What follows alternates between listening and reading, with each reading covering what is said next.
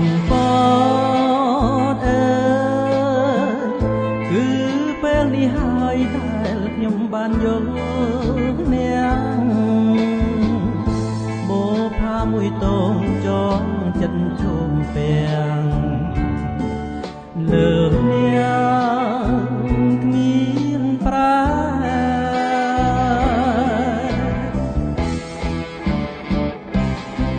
កំពតស្នេ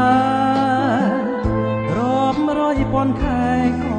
ចិត្តនៅស្នេហ៍ស្រីទួងដើរអង្គុយគេងកិនស្រមៃឃើញថ្លៃតាហែមួយមានតែអ្នកដែលឲ្យខ្ញុំផុតព្រួយលំបំបត្តិជីវិតប្រែឆាអាត្រីថ្មនឹងអូននៅទីណាបងសូមផ្ដាំថាបងនឹកណា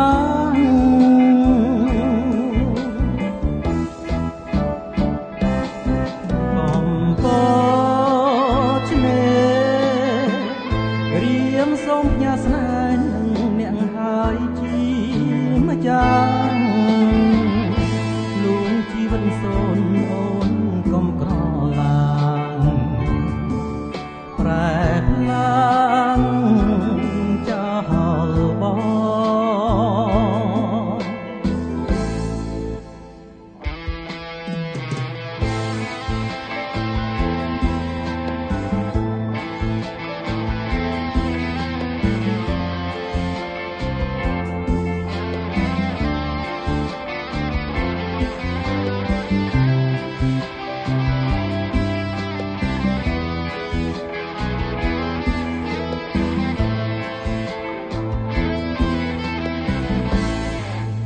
តែអ្នកដែលឲ្យខ្ញុំផុត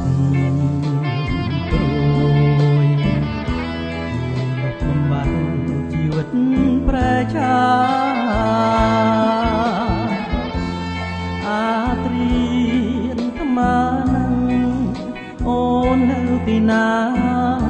បងសូមផ្ដាំថាបងនឹកណា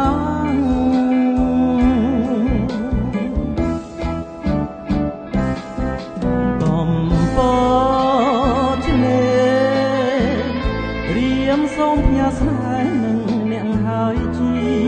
ម្ចាស់លួងជីវិតសូនអូនកុំក្រឡាងប្រែផ្លា